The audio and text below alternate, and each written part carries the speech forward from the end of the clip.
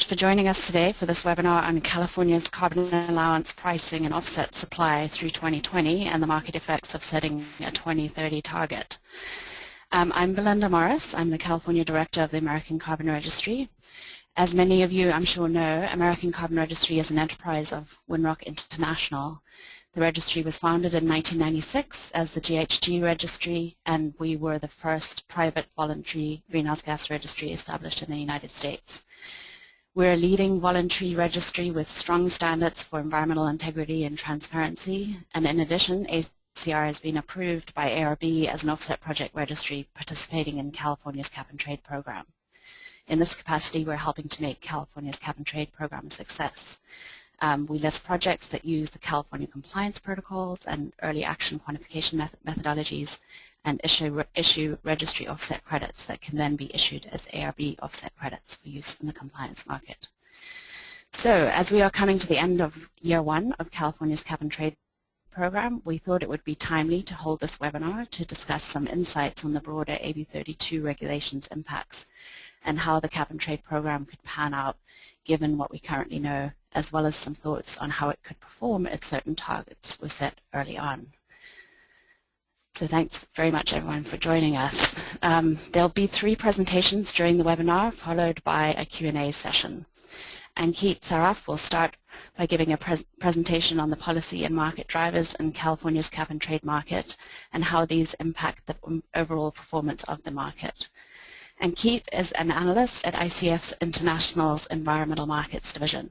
He analyzes U.S. electrical power markets with an emphasis in renewable energy and emissions policies.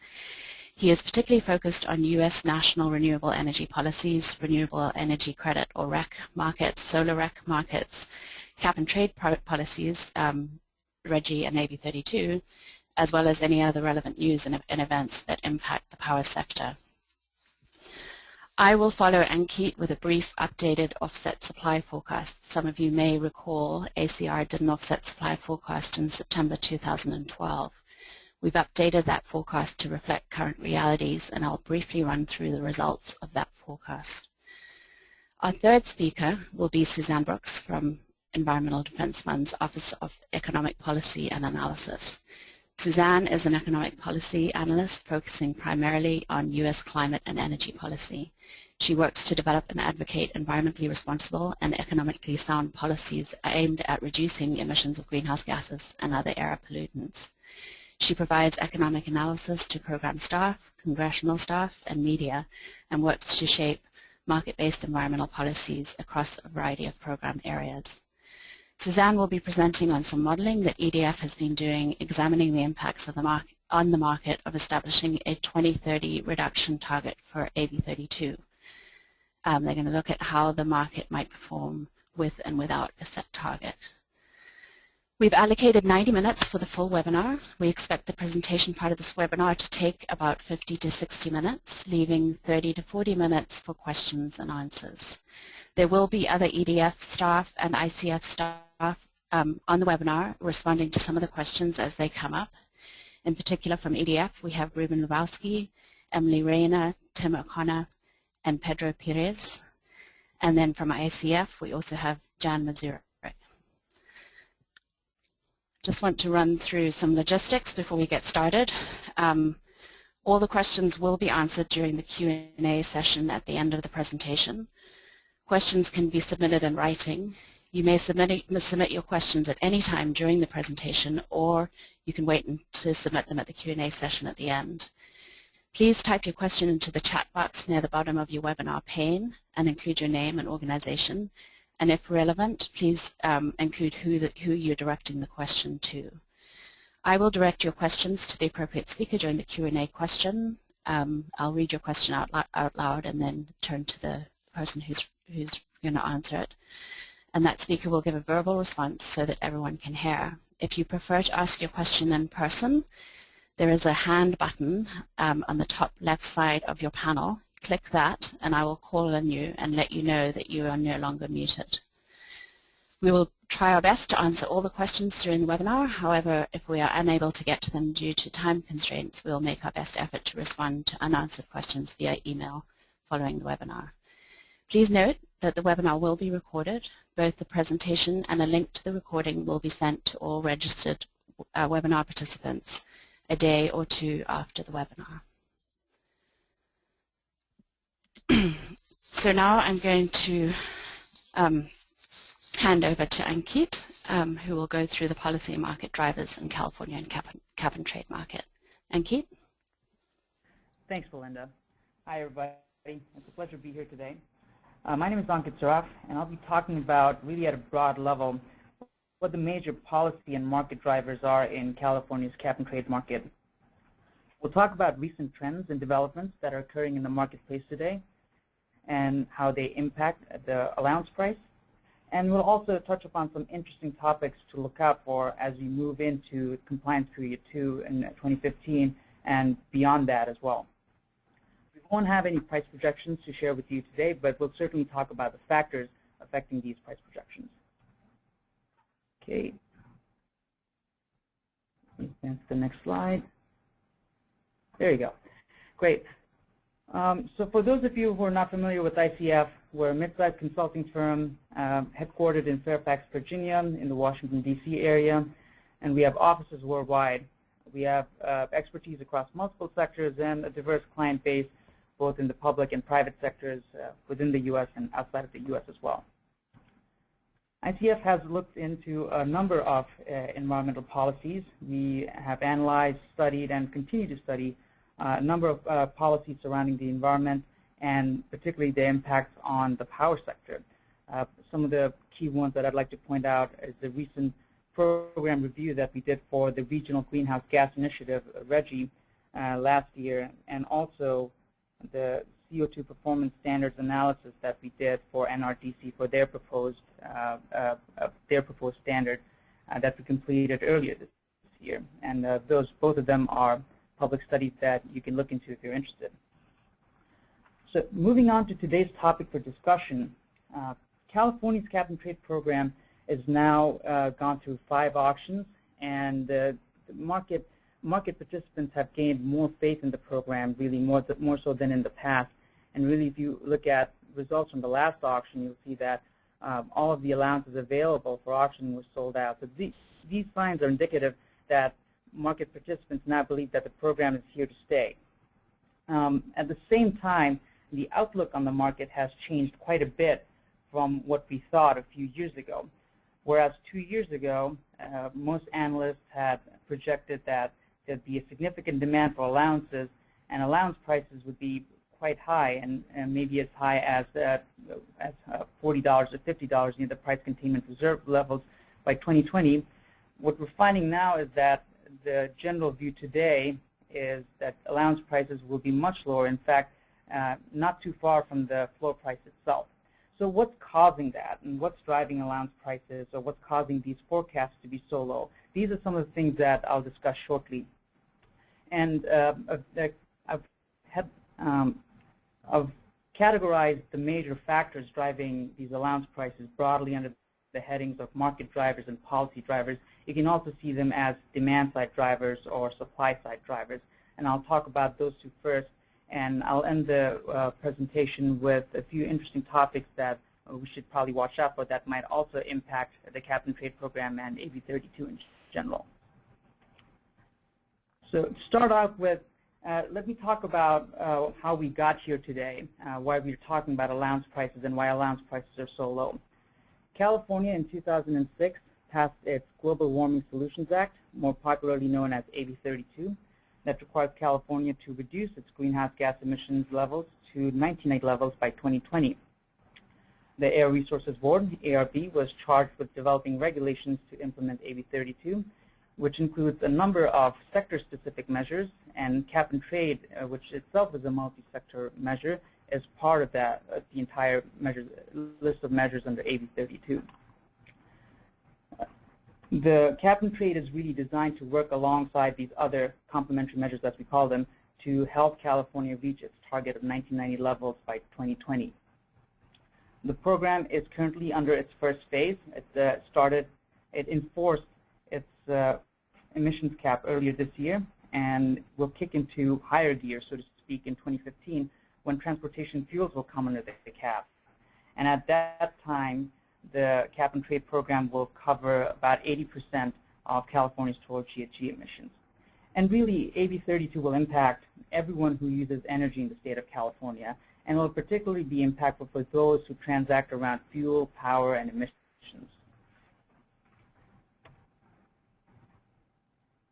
California's emissions have generally ranged between 430 to 480 million tons of CO2 per year.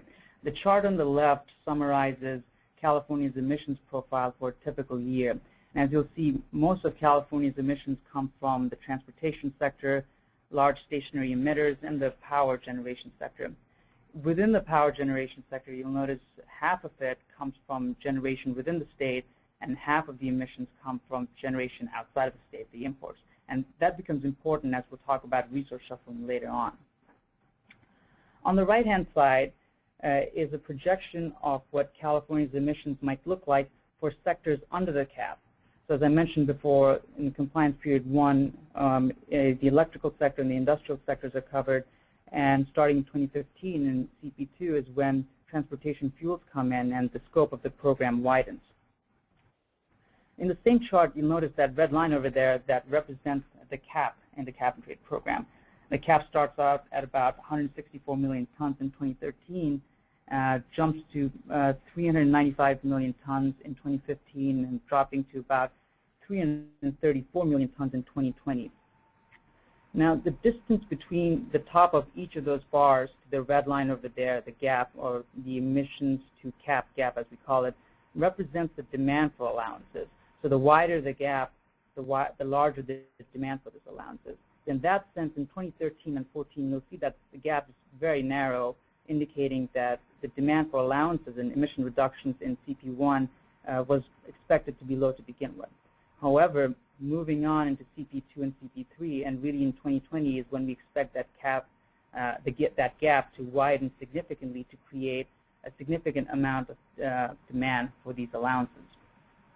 Now, I'll point out that this particular projection is from an analysis done by ARB in 2010, where we to do an updated analysis of this. Those bars would probably be shorter, so that the gap between the cap and the top of those baseline emissions would probably also be smaller, essentially indicating that the demand for emission reductions and allowances will be lower, and ultimately that will impact allowance prices as well. So what could cause these baseline emissions to lower? Let's talk about those.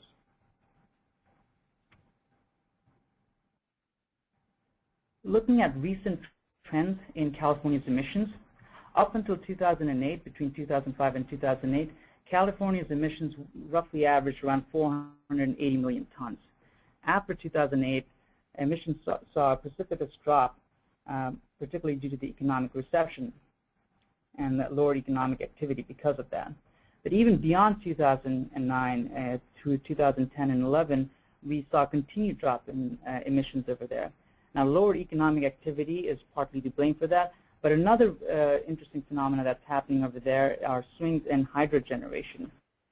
2010 and 2011 were particularly good years for hydro generation when compared to 2008. So given that hydro is a clean source of power generation, that helps lower California's emissions profile in 2010 and 2011. Now, in 2012, on the other hand, hydro generation was pretty low and was a dry year, and that caused emissions to rise from the power sector slightly. And this is somewhat significant. Just to give you a sense of magnitude of what we're talking about over here, between 2011 and 2012, we saw a delta of about 15 terawatt hours in hydro generation, and that translates to about 7 million tons, 67 million tons of CO2 in emissions avoided or not avoided just within that year. And of course, in 2012, we also had the loss of the San Onofre nuclear generating station, which required more gas generation, and that also contributed to a higher emissions in 2012. Still, emissions in 2012 were much lower than what they were in 2008 and in 2009. And it'll be interesting to see how these emissions move forward. Economic activity is a big driver of that, and what drives one way to look at economic activity is energy demand. And with that, I'll turn into my next slide over here. This slide basically talks about the outlook for energy demand and economic activity in California over the next to the end of the decade. The chart over here shows two projections done by the California Energy Commissions, and these are two studies done in 2011 and 2013 attempting to predict the potential demand for electricity in California. And you'll see the top line in 2011 indicated a certain demand for electricity in California, whereas in 2013 the updated demand was much lower. I'll also add that the same study done in 2009 by CEC was higher than the two lines above.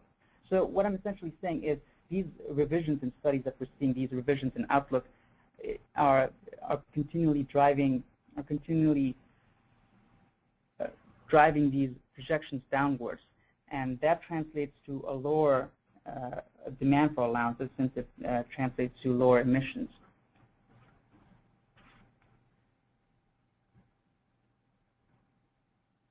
Moving on to the next slide. Another important driver of allowance demand is the performance of complementary measures.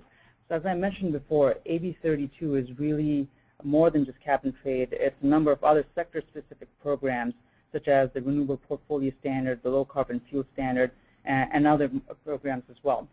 This table over here summarizes a list of the major complementary measures, but I'll move on to the next slide that gives a better snapshot of what reductions from each of these measures can be expected. You'll see that on the left, the Pavley standard, 33% RPS, and the LCFS are the most important complementary measures where market participants expect most of the reductions to come from. Now, should the performance of these measures fall short, and should the resulting emission reductions be less than what we're expecting today, the burden to make up for those emission reductions will fall onto the cap and trade, that gray bar shown all the way to the right. And again, that translates into what the demand for allowances will be. And so that makes it important for us to monitor and what's happening in these other complementary measures, what's happening in the low carbon fuel standard. There is a lawsuit. There were two lawsuits that happened recently in LCFS. And as we speak, the ARB has gone to do a more detailed CEQA analysis. So it'll be interesting to see how that plays out, and also to see how the RPS performs, if renewables will penetrate as expected in California, and if the expected number of reductions are delivered. And since all of that plays into what is the ultimate burden that the cap and trade program has to carry. So all of this speaks to the demand side of the cap and trade program and demand for allowances that drives the allowance price. On the other hand, there have been new developments in policy as well that speak to the supply of emission reductions. I'll start off by talking about resource shuffling over here. And just to give you a quick background on resource shuffling, okay, I just lost my screen.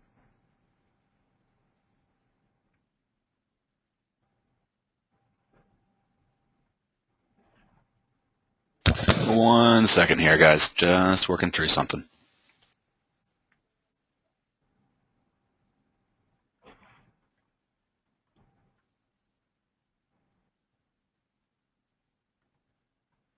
Okay. Great.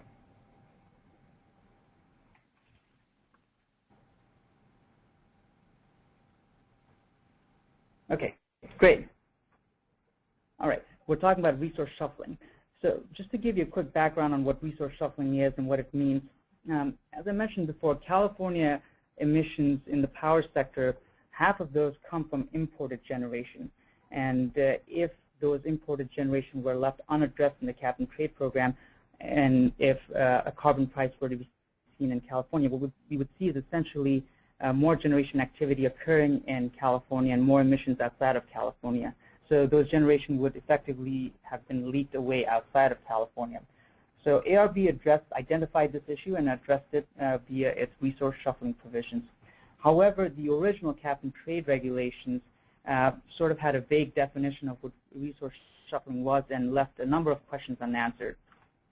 Ultimately, ARB revised their approach for resource shuffling and provided much more clarity earlier this year. And they came up with a whole list of measures that define what resource shuffling is, and in even more detail, they define what resource shuffling is not.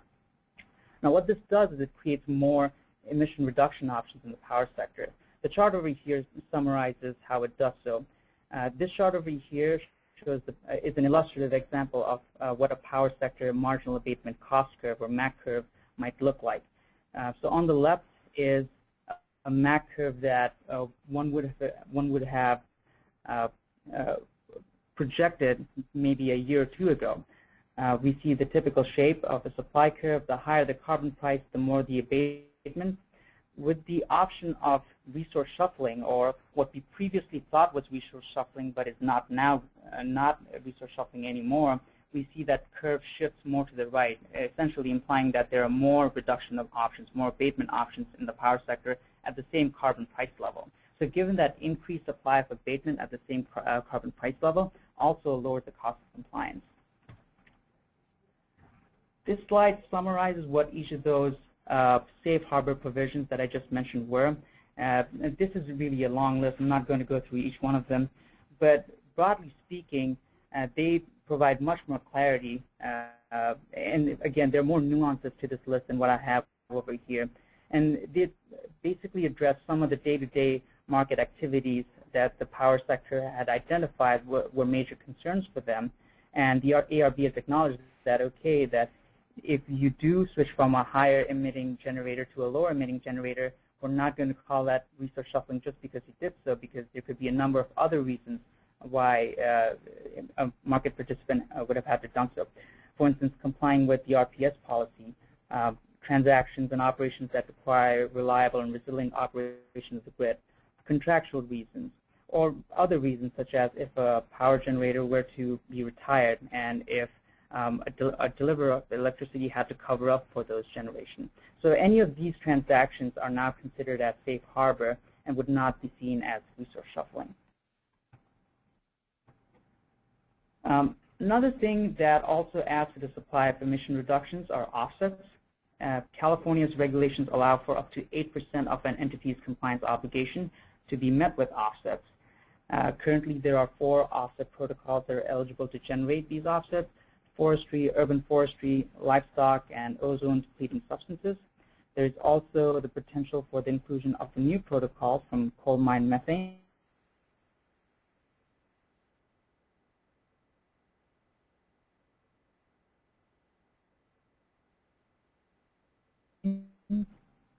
And these are important to monitor, and Belinda will be talking about that shortly on what this potential supply could look like going forward. Another thing to keep in mind is that California is linking with Quebec's cap-and-trade market in 2014. The joint auction will take place in 2014, although the specific date for that has not yet been announced. Quebec's cap-and-trade market is much smaller, but they have a more aggressive target. Their target is 20% below 1990 levels by 2020. And there's been a lot of speculation about, given that there's low allowance demand in California, whether or not Quebec could come in and increase demand and add upward pressure to allowance prices in a joint cap-and-trade program. A lot of things can come into play over there, including offset supply in Quebec itself. Ultimately, it's unlikely that allowance prices in a joint market will be significantly higher than what they would have otherwise been in an unlinked California market, mostly because of the size. I haven't seen many studies done around this that examine this linkage in detail, but there's some that I have seen basically allude to that fact that Quebec or allowance prices in Quebec would probably see more significant impact than allowance prices in California because of the linkage. So to summarize, we talked about why analysts are predicting lower allowance prices than where they were a year or two ago. We talked about how baseline emissions are a major driver of that, and lower economic activity are a driver of that, and how it's important to keep an eye on those parameters. We also talked about complementary measures and what role they play in helping determine allowance demand. We talked about supply-side factors that impact allowance prices. The more the supply, the lower the price. and given more clarity provided in resource shuffling and the more options for emission reductions in the power sector, allowance prices are naturally expected to be lower than what we thought in the past. And also the potential for the addition of the new offset protocol certainly helps lessen that pressure as well. And going forward, some of the other factors that I thought would be interesting to mention over here as we move into compliance period 2 and even beyond is a linkage with Quebec offset supply, but also beyond 2020. And more specifically, I'm talking about what California's cap and trade could play, how that program could play a role in the context of a larger national CO2 policy, specifically the upcoming NSPS regulations for the existing power plants that EPA is due to announce in summer next year. This leaves a lot of questions unanswered on what that program design could look like from the EPA side, and whether California's cap and trade program could be considered as equivalent, and how other states might react, and if they might join California in this cap and trade program as well. So that's also something interesting to look at. And because market participants have gained more faith in the program and have gained more confidence, the question of looking beyond 2020 and that long-term forecast becomes more and more relevant to look at now. So with that, I'd like to end it there. Thank you for listening. Great, thanks, Ankit. So for those of you who have joined after we did the introduction, I'm Belinda Morris with the American Carbon Registry. I'm the California Director, and I'm going to be just giving a very brief update on a supply forecast that we did last year. Whoops, hold on. So last year we completed an offset supply forecast which showed a fairly significant gap between supply and maximum demand coming from the capped entities. We updated the forecast this year to reflect some of the current realities in the market, and also we changed a couple of assumptions and got slightly different results, but not significantly different. Just a little background on what we did. Our forecast uses industry expertise, publicly available data, and a model called the Bass diffusion model to project offset supply. We looked at the issued ARB offset credits, RBOCs, early projects currently listed with ARB, and those that may be converted to compliance protocols. And we also conducted extensive interviews with project developers, offset buyers, and policy experts to estimate the short-term supply for the first compliance period, so for the period ending in 2015. And then projections for the second and third compliance period were obtained by projecting out from the first compliance period using extensively studied adoption rates of similar technologies and sectors. And this is where we used the Bass diffusion model. We provide projections for 2 additional protocols, mine methane capture and RICE, as these are project types that are currently under consideration by the Air Resources Board and are expected to be adopted in 2014 or 2015. We use the Bass diffusion model to project offset supply. The Bass diffusion model provides estimated adoption rates of new technologies parameterized against hundreds of technologies and sectors. So we're really looking at uptake using that model. It's widely studied and the most popular forecast method in marketing. It's a predictive model that allows forecast of future adoption even when no data exists for the specific product by using a database of products that have similar characteristics when they're adopted. The assumptions and parameters are backed by a wide array of diffusion research across time. So that's just a little background on the model that we use to project supply in the second and third compliance periods. Offset demand is set at the 8% limit on the individual entity's annual and triennial compliance obligations as set in the cap and trade regulation. The 8% limit in effect determines a theoretical maximum offset demand, which results in around 25 million tons in the first compliance period, 200 million cumulative by the end of 2020. Of course, we recognize that actual offset demand may be less and may be variable, and not all entities will use the full 8% in their offset allowance. However, we did not make an effort to analyze offset demand and therefore purely compare supply to the theoretical maximum possible demand in the program. If entities only require 2/3 of their maximum potential offset allowance, then the market will be sufficiently supplied according to our projection. But a higher level of demand will certainly show a shortfall. So just a note that to date, just under 3.5 million ARB offset credits have been issued. These include about 1.8 million credits from ODS projects, around 1.4 million credits from forest projects, and less than 50,000 credits from livestock projects. The majority of these credits, around 2.7 million, come from the action offset projects, and about 500,000 have been issued from projects using the compliance protocol. And we expect to see a lot more coming into the market next year from both the early action projects as well as the compliance protocols. Our projection reflects the shortfall from this first year's supply as the program is getting ramped up, and I think a lot of people know that fewer than some people expected ARB offset credits were issued. But we show a significant jump in 2015 as we expect the backlog of early action offset credits to be issued.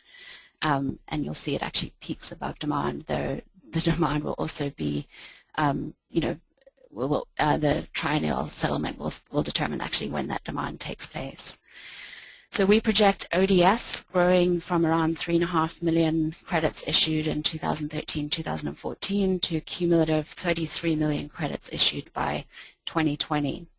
I'd also like to note here that this amount could change significantly if the protocol was amended at any time and new gases were included in the protocol, as those gases are being phased out. So, that's our projection based on what's currently in the protocol. For livestock issuance, currently close to zero. I think I mentioned just under 50,000 credits have been issued. We see that growing to 500,000 next year, and then a cumulative total of 5.5 million credits from livestock by the end of 2020. For forestry, the initial 1.5 million credits we see growing to be the largest issuance of offset credits from a protocol type to just under 70 million credits by the end of the third compliance period, and that's a cumulative total for all three compliance periods. We show the current 4 protocols together producing 105 million credits during the 3 compliance periods. And I should just note we didn't include urban forests in our projection because the costs of implementing the projects are higher than what the market price was set at. So it didn't make sense to include that in our projections. So we show the current 4 producing 105 million credits during the 3 compliance periods, and if the full offset quota is required, there would be a deficit around 95 million credits with just those 4 protocols. Mine methane capture is expected to be approved in mid-2014, and if this happens, we project issuance building up from 1 to 1.5 million credits in 2015 to over 25 million credits by the end of the 3rd compliance period. And we project, just one note on mine methane capture supply, we anticipate the supply will depend a lot on certainty about the continuation of the program beyond 2020. But we assume continuation in this projection. We also included rice, as rice is another protocol that's being considered by ARB, but projected that would bring in just under 1 million credits through the entire program if it is approved in 2014 or 2015. So that's the update on our supply forecast. I'd now like to hand over to Suzanne Brooks, who will talk a bit more about how target setting and market certainty could impact the performance of the market in the near future and in the longer term. And just a note for those of you who weren't online for the introductions, Suzanne is from Environmental Defense Fund's Office of Economic Policy and Analysis. She's an environmental policy analyst focusing primarily on U.S. and climate and energy policy. So over to you, Suzanne. Thanks, Belinda. Again, I'm Suzanne Brooks. I'm with the Environmental Defense Fund, EDF. I work with the economics group here. EDF is a nonpartisan environmental organization dedicated to working towards innovative, cost-effective solutions to solving environmental problems. Thanks for having me. Today I'm going to talk about ongoing economic modeling that we've been doing to examine the environmental as well as economic impacts of setting a 2030 target for greenhouse gas reductions in California's AB 32 cap and trade program. Today we're previewing some of our preliminary results, but I want to emphasize that the analysis is still in early stages. We plan to continue developing it, hopefully into a more formal product of some kind next year. But at the stage we're at now, we're very interested in any feedback that anyone might have to help shape this analysis as we move forward. So as we've already heard, in 2006, California made history by passing AB 32 and committing to reduce emissions to 1990 levels by 2020. Recently, both the Air Resources Board and the Governor's Office of Planning and Research have recommended that California set a 2030 target for emission reductions. And this slide, you can see some quotes from ARB in their draft scoping plan update, where they recognize that the 2020 target is now within reach and that it's now time to think about next steps. And this is something that EDF is fully supportive of. Here's another quote. This one is from the Office of Planning and Research in the Governor's Office, which also supports the idea that California should consider a midterm 2030 target. EDF was a co-sponsor of AB 32, and we've been deeply involved in the implementation of it, especially related to the cap and trade program. EDF also has a good deal of experience with other pollution markets, including the acid rain program as well as the European emissions trading program. And based on work that we've done in modeling the European trading program, we started asking similar questions in the California context about how setting a 2030 target would impact the market. So before we get into the details of the modeling, I wanted to include just a quick reminder of some of the larger policies that are driving emission reductions and their relative contributions to meeting the 2020 target. So cap and trade, you can see here on the top right, is a large driver. But so is the low carbon fuel standard, the renewable portfolio standard, energy efficiency, and many other measures as well. So we've already talked about the 2020 target. There's also an executive order which directs California to reduce emissions 80% below 1990 levels by 2050, which is the trajectory that you see on this graph. But while ARB is considering this target, they haven't actually implemented regulations that are specifically designed to achieve it. So in designing the scenarios for our research, we had to consider what we thought would be a business as usual scenario, or what would be most likely to happen if California does not take any further action and does not set a 2030 target. And so what we came to was that we anticipate at the very least, California would continue to enforce the 2020 target set into law by AB 32 beyond 2020. So we designed our baseline scenario to reflect a flat cap post-2020.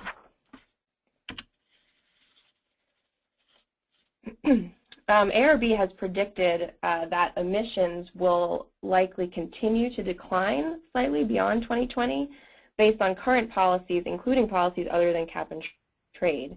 And recent research from Lawrence Berkeley National Lab also supports that finding, as you can see from this graph. LBNL estimated a few different potential emission trajectories that are shown here. The blue line here is historical emissions. The dotted red line is the theoretical trajectory to 2050, which is the same as on the last slide. And the important line to pay attention to here is the green line, scenario 1, which shows emission reductions from already adopted policies. So in other words, this is their business as usual scenario. And you can see, I'm going to add here a hypothetical flat post-2020 cap out from that 427 point there. And you can see that even in 2030, those policies would likely get us slightly below the 427 million metric ton 2020 cap. However, current policies would not get us to reductions in line with our 2050 target, which is why a conversation about a 2030 target is beginning and why it's so important. We'd have to do more than what we're doing now, and that's sort of shown in scenarios 2 and 3 here. I won't get into the details, but basically those show two different scenarios with varying assumptions about how we could meet those longer-term targets. So now to get into some of the details of EDF's modeling scenarios. Again, we anticipate that at the very least California would continue to enforce the 2020 target set into law by AB 32 beyond 2020.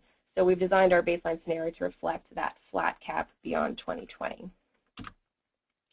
For our policy scenarios, we include a 2030 target based on the linear reduction shown in the graph that I put up earlier. But we also wanted to ask whether when the market gains certainty about a 2030 target would impact the market.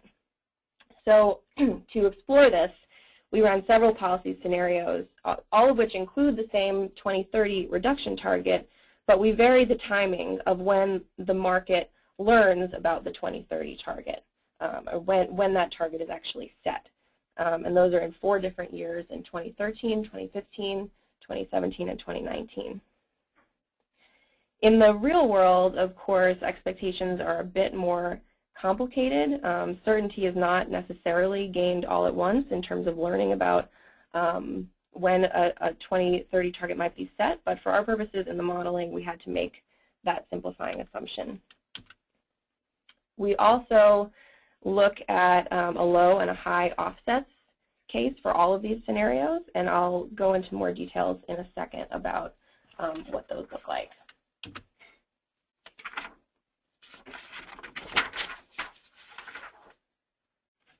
Okay, so our model and some key assumptions. We're using EDF's global carbon market tool as it applies to California and Quebec as a joint market. This is a model that EDF has used in a variety of other analyses, including analysis of the European trading program. It's a dynamic model. It determines the price of permits by the supply and demand for emission reductions, explicitly taking into account the possibility of banking excess permits for use in future periods. Our abatement curves are based on data from the Air Resources Board, as well as the POLS model for Quebec. We also assume that the current imported electricity mix stays the same over time. For complementary policies, we use the medium availability scenario as it's included in a recent report from Bailey et al. Entitled Forecasting Supply and Demand Balance in California's GHG Cap and Trade Market. And we assume the same annual availability of reductions that's used there through 2030. And then we have, as I said, 2 offsets scenarios, one low and one high, and these are based off of a report from 427 Consulting from 2013. The high offset scenarios basically allow for the maximum allowable offsets, so as we heard before, that's 8% of compliance obligations.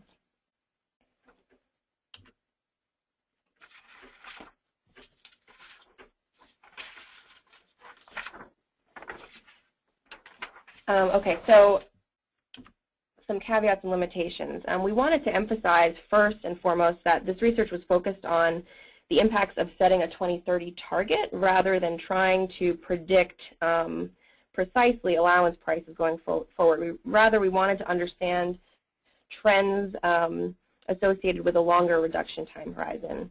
So we tried to use assumptions about the market that seem reasonable based on currently available information. And as we heard from ICF, there are many variables which might reasonably change. So for this iteration of the analysis, we really only varied our offset assumptions. But this is one thing that we're considering doing more of in future work. potentially looking at the impact of changing assumptions about complementary measures or other assumptions.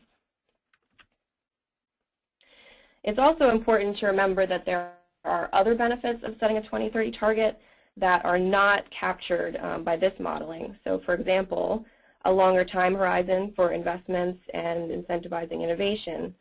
Establishing a target early and providing that regulatory certainty helps keep the market stable, and having that price signal in place means that you're more likely to encourage breakthrough technologies and innovation that's not captured by our model.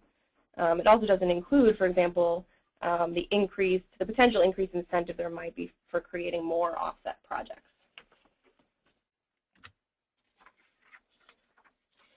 Okay, so now on to some preliminary results. We focus mainly on the impact of banking allowances for future use and in whether the allowance price containment reserve was triggered. The allowance price containment reserve, or the APCR, is a set aside of allowances carved out from under the cap that can be used when prices rise higher than expected. Both banking and using allowances from the reserve have impacts on the environmental and economic performance of the market. When banking increases, it results in earlier reductions, which means more environmental benefits. It's also a key provision for cost containment, since even though it may increase allowance prices slightly in the earlier years, it helps keep costs low in later years when the cap becomes tighter. As for the reserve, when allowances remain in the reserve, those allowances are available, of course, in later years for use when there might be price spikes or unforeseen circumstances, which is really what it was truly designed for. So since I'm going to be referring to the floor and APCR trigger prices, I just wanted to put up a quick reminder of what those prices are. So you can see from this graph, the floor price is shown at the bottom here in the light blue, which starts around $10 in 2013, rising through 2020. And then you can see the three tiers of the APCR trigger prices, starting at $40, $45, and $50 respectively in 2013, and rising at 5% annually. Okay, so on to some results in our baseline scenario, which again includes a flat cap post-2020. There's no banking of allowances at all. Allowance prices remain at the floor in this scenario. And this is consistent with preliminary results that were discussed just a few weeks ago at the Emissions Market Assessment Committee workshop on November 14th, which showed a high probability that allowance prices would stay near the floor. In addition, by 2020, not all of the allowances that are available for sale are sold at the auction, so about 15% of them go unsold, which means that demand for allowances is low because reductions can be made below the floor price. And these results were true whether we were looking at low or high offsets.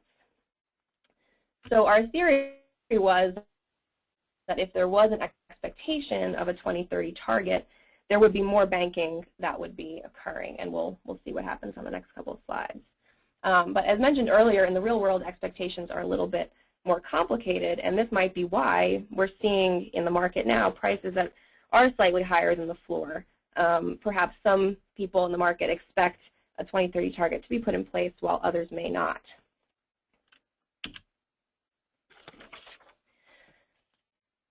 Okay, so we're looking now at the results of our low offset policy scenarios.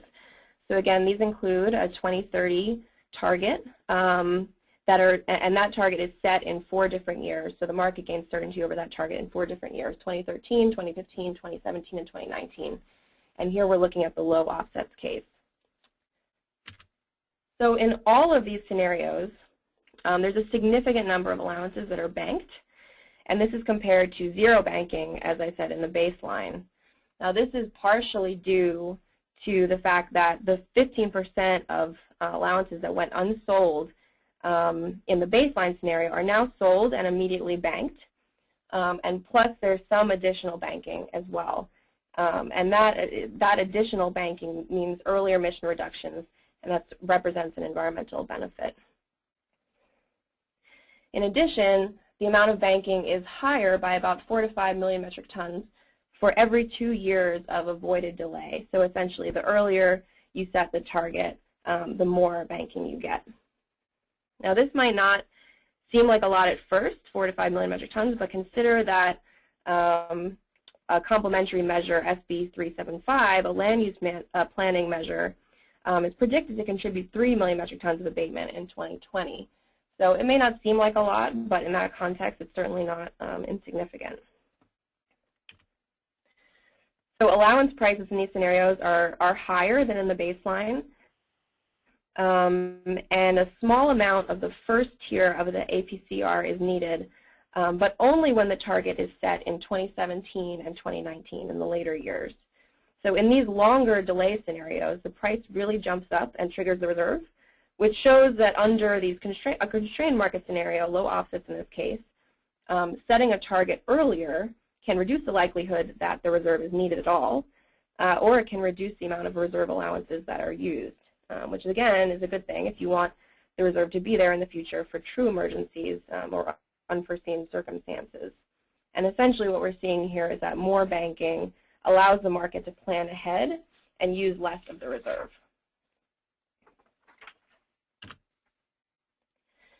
So now just to take a quick look at our high offset availability scenarios. So again, these are the same set of scenarios we're just looking at except with high offsets availability. And in these cases, we again have significant banking compared to the baseline and more even than the low offsets cases. And again, we see slightly more banking the earlier the target is set. In these scenarios, the allowance prices rise above the floor slightly, but they remain relatively low and significantly lower than in the high offsets case, such that the reserve is not needed at all. So the bottom line here is that the offsets, as we know, provide cost containment as they were intended.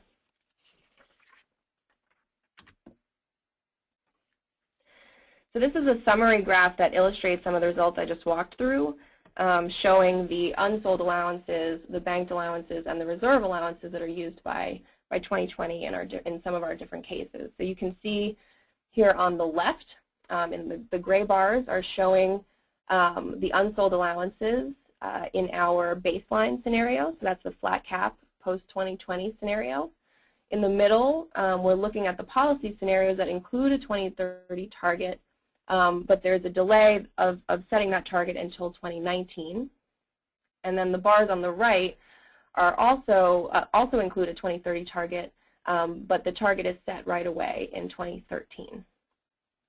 The bars on the left of each of these scenarios are low offsets case, and the ones on the right are the high offsets case.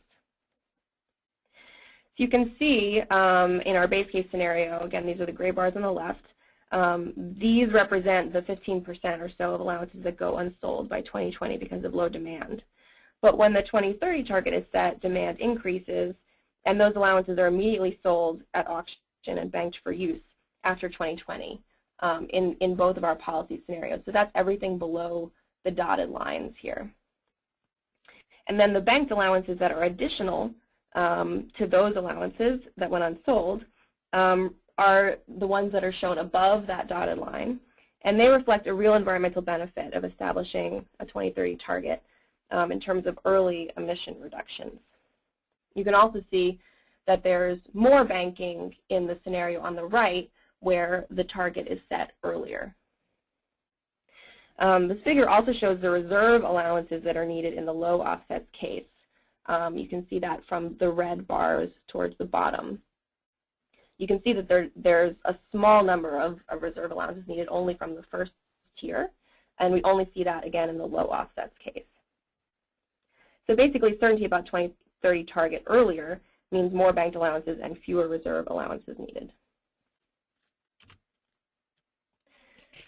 So just to conclude quickly, what we've learned from this preliminary analysis is that establishing a 2030 target means more emission reductions earlier due to banking, which is good for the environment as well as the stability of the market in the longer term. the reserve and offsets provide cost containment as they were intended, even with low offsets. This is true even for the scenarios where we're looking at low offsets, since only the first tier of the reserve is triggered and only a small amount of allowances are used. But establishing a 2030 target earlier means that we use less of those reserve allowances. Setting a longer-term target and providing that market certainty would encourage innovation that's not captured by our model, and that could keep costs even lower. And in that context, it's really the earlier the better. So overall, setting a 2030 target can provide environmental and economic and market benefits. And now is the time to be thinking about this and to move forward. So thank you for having me. Again, we are still in the early stages of this analysis, so we welcome any feedback that anyone might have. Thank you. Great, thanks very much, Suzanne. So we've come to the end of our presentations, and we'd like to move over to question and answer. We have had a number of questions come in, so I'll start going through them. I also see one hand up. Just to remind you that you can ask your questions by putting them into the comment box below, or if you'd like to ask in person, you can raise your hand, and I'll call on you. Oops, looks like the hand raised disappeared. So I'll start with the questions that have come in already. So one of the first questions that came in from Andrea Tuttle was, now that the technical and social standards for REDD+ are adopted as the Warsaw framework for REDD+, could you please comment on the potential role for REDD+ credits in the California system, and when, if ever, it might make sense to bring them in, at least in some small amount?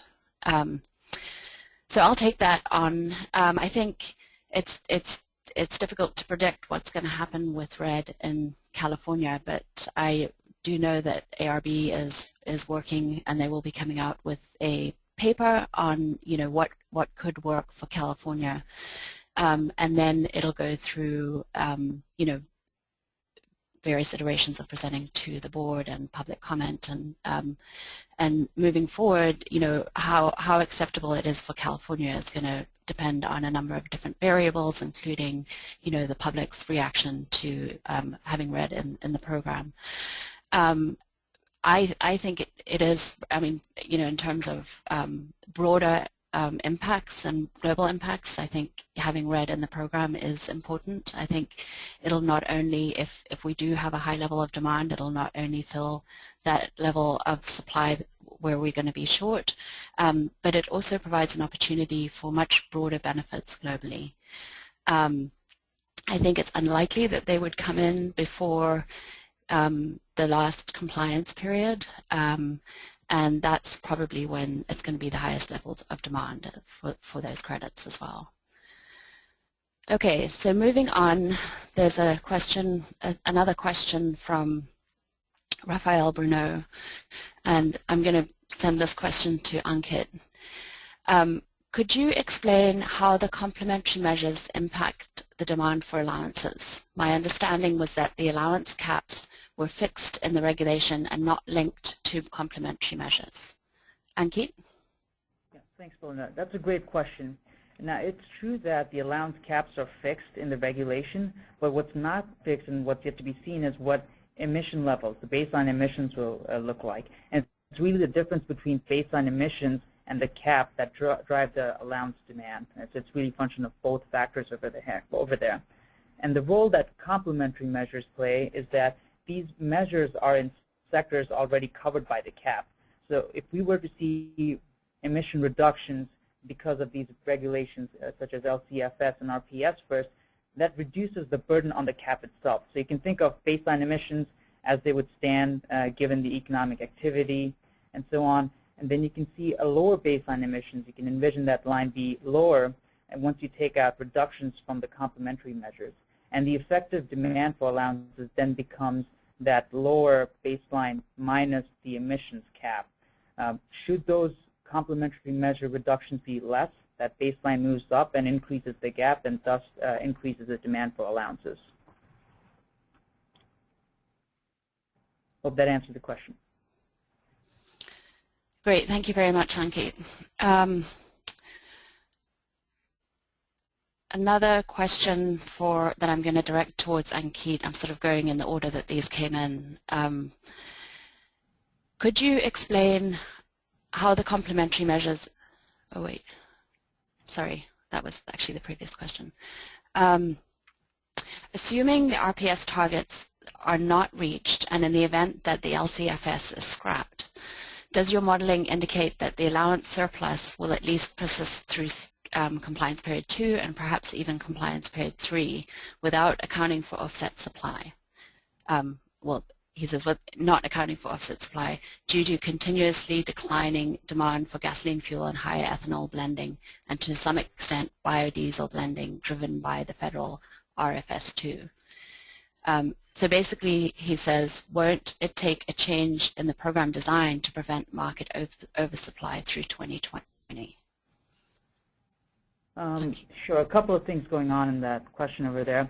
First off, I'd like to say that the assumption that RPS targets won't be met, that's sort of an unrealistic assumption. In fact, what we're seeing is that there are talks about raising the RPS target since California utilities have more or less demonstrated that they are well positioned to meet their RPS targets. On the other hand, I haven't heard anything that would suggest that the LCFS would be scrapped. Now, all that said, again, to be clear, we don't necessarily say that the market will be consistently oversupplied through 2020. However, there is data to believe that demand will be lower than what we previously thought they would be. And again, as far as a change in program design goes, the governor always has the discretion to suspend the program or to fine-tune it, but that would probably happen if allowance prices were really high. As far as allowance prices falling are concerned, there is the floor price to prevent allowance prices from falling really low. So we don't see that happening either. Thank you, Ankit. Okay, I'm going to move on to some questions that came in on the offset supply presentation. So I'll address these. So just like urban forestry was excluded because of market price feasibility constraints, have supply projections for the other 3 approved types plus mine methane and rice been adjusted in light of more recent lower compliance price forecasts? So when we did our analysis, we used a sort of lower and upper price level to ensure that the size of the market. But that price level was not impacted as much by current prices because at the lower level we're still in the range that was anticipated when we did the initial supply forecast. So we found that based on how we did the forecast, the lower price going out to 2020 has not had an impact on the supply projections.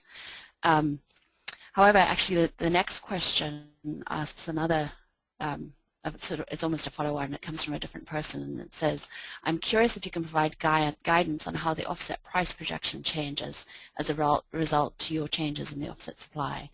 And so again, we didn't model on looking at the actual offset price. An offset price generally tends to be a reflection of allowance price. So I think there's no doubt that if there is an oversupply of offsets in the system, it will have an impact on the price of offsets, as we've seen in some of in the CDM and other markets.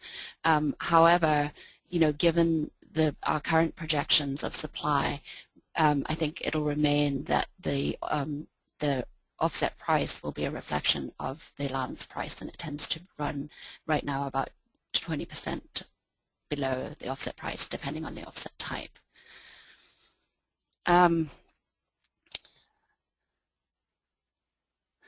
Okay, another question on offsets that I think, if ARB continues to enforce the 2020 targets post-2020, does it imply that the 8% offset demand would continue to exist post-2020?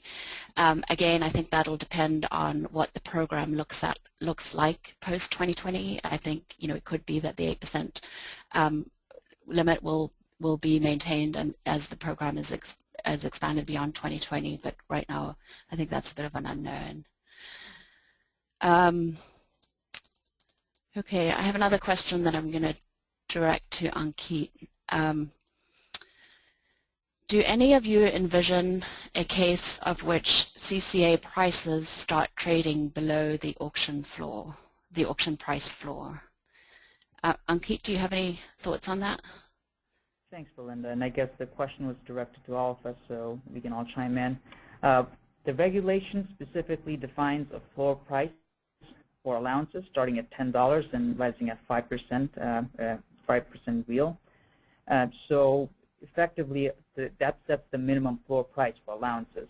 And we don't think allowances would trade below that, and if they are, then they shouldn't, because then they would, because of that floor price over there. I think that's a short answer for that question. Okay, Suzanne, do you have any thoughts on that? Or I would agree with Ankit. I mean, I think that it would be very unlikely. I mean, I haven't seen any evidence to suggest that that would occur, and the floor price does, you know, set in place that floor, and it makes it very unlikely that that would be the case. I haven't seen anything out there suggesting that would happen. Okay, great. One more just clarification question that came in. Does the forestry sector credit supply projection include red credits? And the answer there is no. It's purely credits generated through the U.S. Forests Protocol. Okay, another question which I'm going to direct to Suzanne. How likely are you to have a 2030 target set? How likely is it going to be that it's politically dangerous to open up the law to legislative changes? Perhaps that's something for Tim. Yeah, I was actually, yeah, thank you, Belinda. I was going to direct this one to Tim or Emily. Are you guys muted?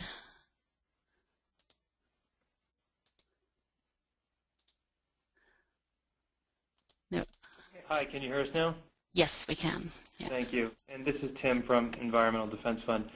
So I think it's fairly obvious that there are members of the state legislature that are already looking at this particular issue. So like it or not, it's going to be in the focus of the elected officials throughout the next year. A letter has already been distributed by Senator Fran Pavley to members of the legislature saying that it's going to be important for the legislature to look at the path that California takes to move forward past 2020 and urging for examination of the AB 32 efforts and whether that includes extension of cap and trade to a 2030 reduction target or just AB 32 at large. That remains to be seen. So the question about whether it's dangerous or whether it's likely, I think that it's definitely likely that we're going to see something this year on whether it's appropriate to set a 2030 target, and you know, it being dangerous or not is really sort of a distinction without a difference, because it's going to happen, and just being part of the conversation is necessary. And indeed, I think what we've seen is that the sooner regulated entities see that California has an approach to reducing emissions past 2020, the stronger the overall market becomes and the more participation you get. So in that context, it's actually quite a good thing that there's an ongoing conversation. Great, thanks, Tim. There's actually a follow-on question here that I think you could probably answer, or at least put your thoughts towards. What would the political process for setting a 2030 target be likely to look like?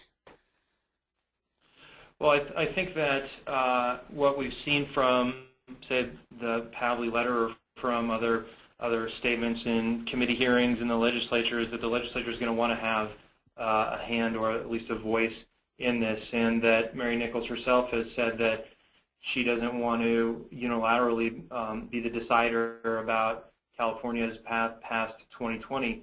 This is going to be an effort that's going to require a lot of minds and political will. And so what the path towards getting that looks like, I think that we're seeing it start to develop now, that it's going to likely include a legislative component. It's going to require a significant amount of public hearings, rulemakings, public comment on the record for that to be finalized. So I think it's going to be both legislative, probably executive, as we've seen Governor Brown wanting to weigh in on these major issues of political significance, as well as legislative. Great, thanks, Tim. I'm just going to skip to another question on offsets. Do forestry projects created under ACR's forest carbon methodology automatically qualify under the ARB program? No, they don't. The only forest carbon methodology that qualifies under the program is the U.S. Forests Protocol that has been adopted by ARB. And then another question on offsets, what about biochar? I think, biochar is, we actually have a biochar methodology that it's currently going through ACR's approval process. And, depending on how that comes out, I think that's something that ARB could take a look at, but I'm not, that there's no certainty as to whether it would be an offset protocol within the program. Okay, I'm going to move back to Suzanne with a question that came in on the 2030 scenario. In the 2030 scenario, how will our carbon allowance prices compare with British Columbia's tax price? You may or may not have an answer to that. And are either prices sufficient to change behavior and promote innovation in emission reductions from capped sources or renewable investment? Okay, I will take a stab at that. So I believe that British Columbia's tax price is around $30 a ton. And if that's the case, again, I will say that in our scenarios, we really weren't trying to project allowance prices, with precision. I will say that in our 2030 scenario with low offsets, our prices were sort of in that range, and close to the first level of the reserve, but not hitting the reserve, except in those cases, as I said, with delay until 2017 or 2019. So it is within the range. As for the second part of your question about whether that's enough to incentivize innovation, at least in California's case, I'll say that, really, it's the cap that is really going to get you to the emission reductions that you need. And so if the price is low or high, you're still going to, the beauty of the cap is that you're still going to actually get there. Whether or not that's enough to incentivize the really long-term technological innovation that you might need to get to a 2050 target, that's a much harder question. And I don't think that there's sort of one price that you could point to and say this would be enough or this is not enough.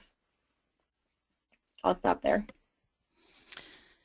Great, thanks, Suzanne. It looks like that's all the questions we have right now. I just was wondering if Ankit has any thoughts on that question, or certainly, I can give my 2 cents over here. As Suzanne mentioned, the beauty of the cap and trade is that the emissions are determined or set, whereas the price is not, and it's really up to the market to determine what that price will be, and the market then decides what technologies to implement, what investments to make in order to get to that cap. And if the market identifies that there really is no need for as many emission reductions and they can get there easily through low-cost measures such as energy efficiency and reducing demand, then that really doesn't create that much incentive to invest in new technology to drive emission reductions. On the other hand, if the price were higher, if the carbon price were to be high enough, then that would incentivize innovation. But again, it's all a function of where the price is. Great. Well, I think everyone agrees that the price is very important for that. We just had another question come in. Okay. I'm going to direct this question to Ankit and see if he has a response, and then see if Suzanne has a response, because I think it's more a reflection on demand for offsets. How do you see market participation levels when it comes to offset usage in 2014 and onwards? So I think really, how do you see the market demand for offsets playing out going forward? Now, offsets, as I mentioned before, are seen as a means of low-cost compliance. So these should really be the first things that the market should look for in order to meet their compliance obligations. In that sense, there should be a high demand for offsets, and given that there isn't as many offsets that the regulation allows for, up to that 8% limit, given that tight supply, I would expect there to be a good demand for offsets. But that said, it's important to know where the economic activity will head towards, and what those baseline emissions, again, where those might stand, because that will ultimately drive the demand for emission reductions and demand for offsets. But yeah, I'll leave it there. Okay, great. Suzanne or any of the EDF team, do you have any thoughts on the demand for offsets going forward?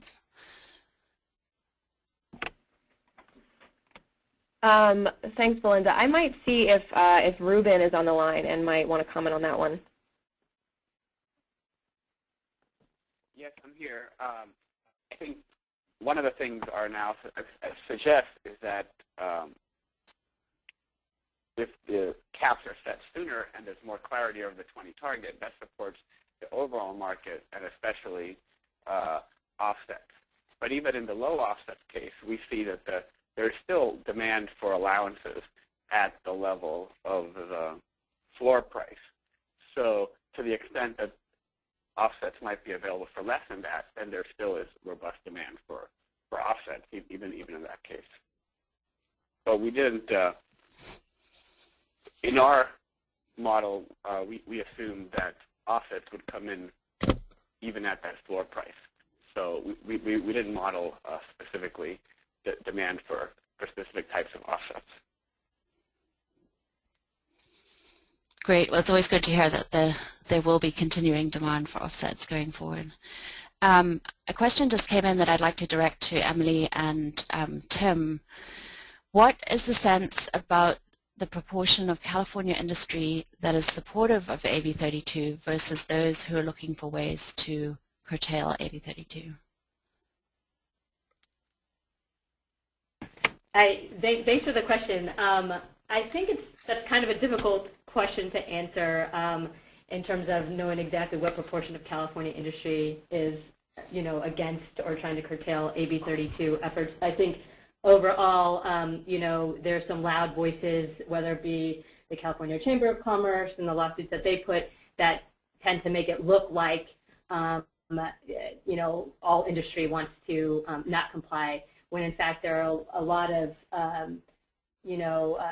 companies that are making really good efforts towards, and that are members of the chamber that are making strong efforts towards complying with the law, particularly the utilities, but also other companies that are making innovative, efficient technologies happen to reduce their emissions.